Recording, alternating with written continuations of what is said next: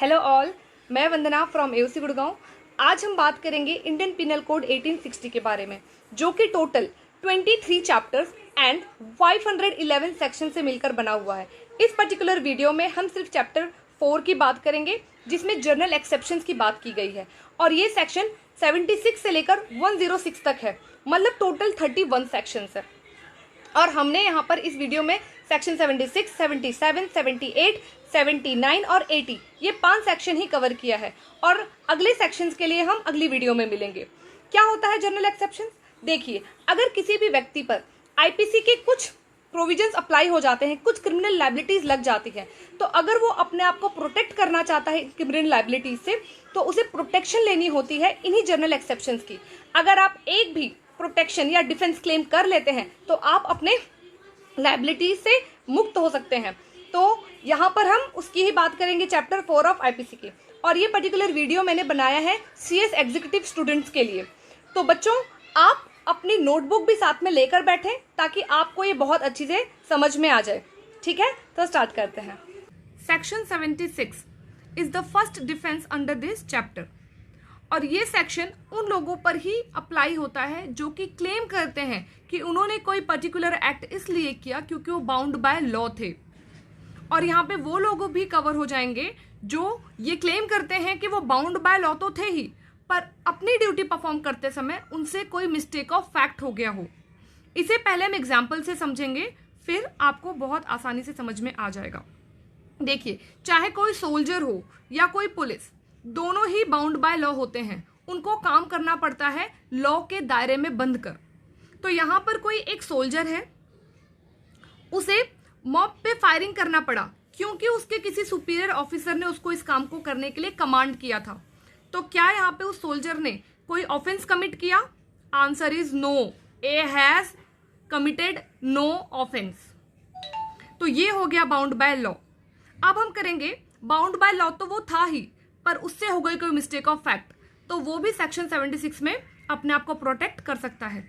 ये एग्जांपल देखते हैं बी।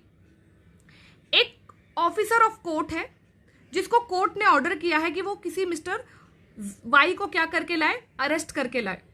तो अब वो जाता है वाई को अरेस्ट करने, लेकिन उसको गलती से ये लगता है कि कोई मिस्टर जेड है जो कि वाई है, और वो मिस्टर जेड को अरेस्ट कर ले आता है क्योंकि उसे लगा कि मिस्टर जेड जो है वही मिस्टर वाई है। तो यहाँ पर उस ऑफिसर को एक फैक्ट को समझने में गलती हो गई, तो क्या उससे कोई ऑफेंस हुआ है? तो यहाँ पर 76 उस कोर्ट ऑफिसर को भी प्रोटेक्ट करेगा कि A has committed no offence, A ने भी कोई ऑफेंस कमिट नहीं की है। आपके स्टडी मटेरियल में देखिए लैंग्वेज क्या यूज की है। वन कमिटेड एनी एक्ट, किसी ने कोई एक्ट किया, केस 1, ओके, क्योंकि वो बाउंड बाय लॉ था तो नो गिल्टी, वो कोई तरह से गुनहगार नहीं माना जाएगा। ठीक है। Case 2, one committed any act, वो भी क्या है? बाउंड बाय लॉ है, उसे भी हम गिल्टी नहीं मानेंगे अगर वो गुड फेथ में किया गया हो, जानबूझ के नहीं किया जाना चाहिए, हाँ, गुड फेथ में किया जाना चाहिए। ठीक है, तो वहां पे इग्नोरेंस ऑफ फैक्ट को हम माफ कर देंगे, एक्सक्यूज कर देंगे, लेकिन वो इग्नोरेंस किसकी होनी चाहिए? फैक्ट की। लॉ की इग्नोरेंस को माफ नहीं किया जाएगा, but not of law, law की इग्नोरेंस को माफ नहीं किया जाएगा। यहाँ पे देखिए मैगजीम्स भी है, इग्नोरेंस ऑफ फैक्ट, एक्सक्यूज। अगर आप फैक्ट को समझने में गलती कर दें तो आपको माफी मिल जाएगी, लेकिन ignorance of law not excuse, आपको लॉ को इग्नोर करने के लिए माफ नहीं किया जाएगा। तो ये था सेक्शन 76, जहां पे आपको अपनी क्रिमिनल लायबिलिटी से बरी किया जा सकता है।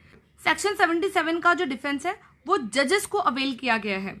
एक्ट ऑफ जज व्हेन एक्टिंग जुडिशियली, जब कोई जज जुडिशियली एक्ट कर रहा हो, अपनी ड्यूटी परफॉर्म कर रहा हो, ऑफिशियल ड्यूटी परफॉर्म कर रहा हो, तो उस समय वो जो कुछ भी करता है वो उसकी जरूरी है कि उसकी अथॉरिटी के अंदर आती हो, वो काम वो गुड फेथ में कर रहा हो, और वो काम करने के लिए उसे लॉ ने एम्पावर किया हो।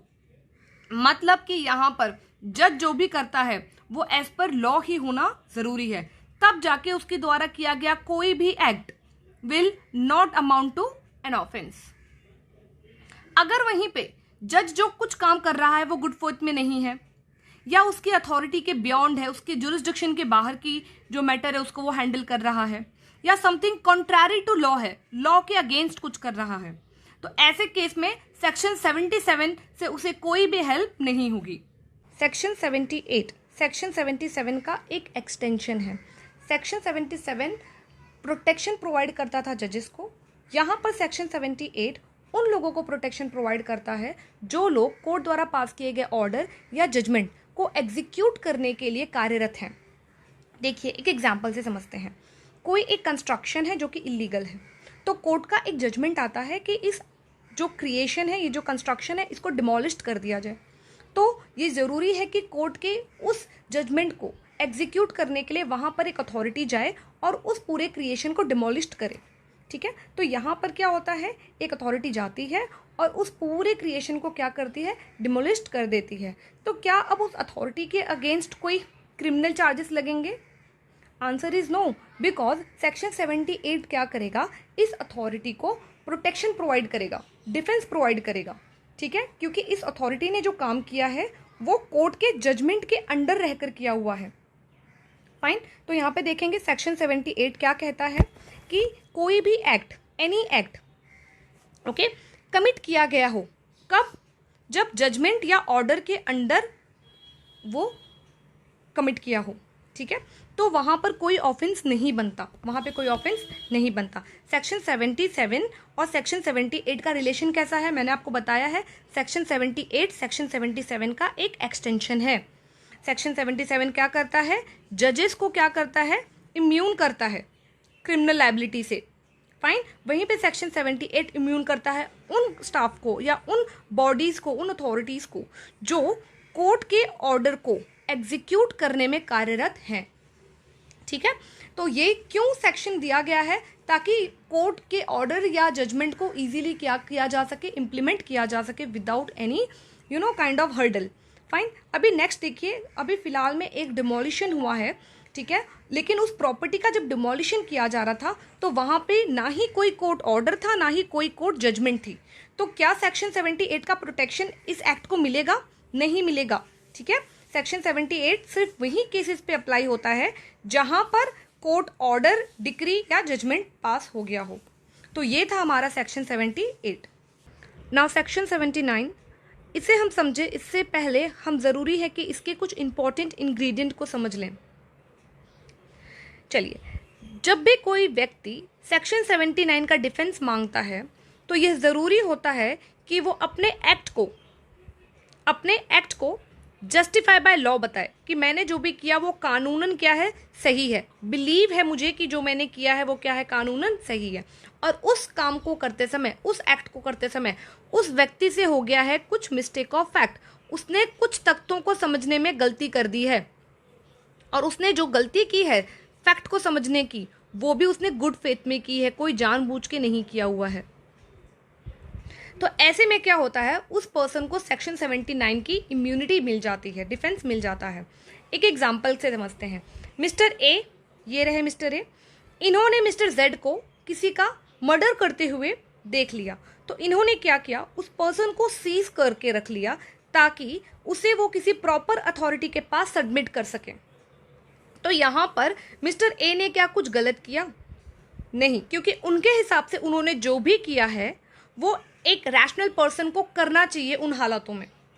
लेकिन इनसे सेम टाइम पर मिस्टेक ऑफ फैक्ट ये हो गया है कि इन्होंने मिस्टर जेड को पकड़ा एक मर्डरर समझ के, लेकिन उस व्यक्ति ने क्या किया था, अपने सेल्फ डिफेंस में वो एक्ट कमिट किया था। तो मिस्टर ए से एक फैक्ट को समझने में गलती हुई, पर वो भी उन्होंने गुड फेथ में, वो गलती उनसे गुड फेथ में हुई है। तो यहाँ पर मिस्टर ए को जो है सेक्शन 79 रेस्क्यू करेगा और उनको कोई भी क्रिमिनल लायबिलिटी अट्रैक्ट नहीं होगी। तो ये सेक्शन 79। आगे बढ़ते हैं। Now section 80, accident in doing a lawful act. ये जो डिफेंस है जनरली स्पोर्ट्स या फिर गेम के केसेस में क्लेम किए जाते हैं, क्योंकि जो स्पोर्ट्समैन होते हैं उनको ड्यूरिंग देयर परफॉर्मेंस कई बारी चोट लग जाती है, कई बारी तो उनकी डेथ भी हो जाती है। तो ऐसे केसेस में सेक्शन 80 होता है जो यहाँ पर डिफेंस प्रोवाइड करता है। Accident in doing a lawful act, आप जो स्पोर्ट्स खेल रहे हो या फिर जो भी आप एक्ट कर रहे हो वो लॉफुल होना चाहिए, और वहाँ पर जो कुछ भी हुआ है मिस हैपनिंग वो एक्सीडेंटली होनी चाहिए। If any one commit any offence by accident और मिसफॉर्चुनेट, मिसफॉर्चुनेट का मतलब दुर्भाग्यवश, जो कुछ हुआ है वो दुर्भाग्यवश हुआ है, आपका कोई ऐसा इंटेंशन नहीं था, विदाउट मालाफाइड मतलब अनइंटेंशनल।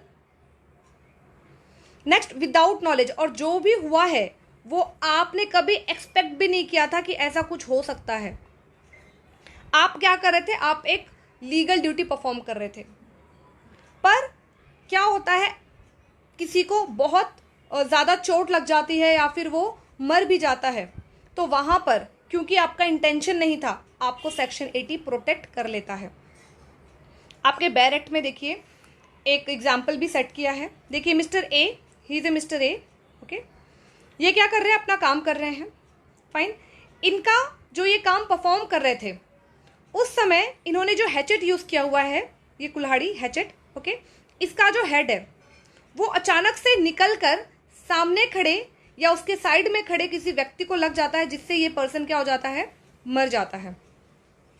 तो यहाँ पर मिस्टर ए का कोई ऐसा इंटेंशन नहीं था कि इस पर्सन को मुझे मार देना है, लेकिन दुर्भाग्यवश क्या होता है, ऐसा एक्सीडेंटली हो जाता है कि व्यक्ति क्या होता है, इस हैचेट के हेड से क्या हो जाती है, चोट लगती है और वो मर जाता है। तो यहाँ पे सेक्शन 80 का क्या हो जाएगा, डिफेंस मिल जाएगा मिस्टर ए को। और क्या बोला गया, देखो नॉट एन ऑफेंस, उसने जो किया वो एक ऑफेंस नहीं है, फाइन। तो ये था आपका सेक्शन 80। आज के लिए इतना ही, आगे आने वाले सेक्शंस के लिए मिलते हैं नेक्स्ट वीडियो में।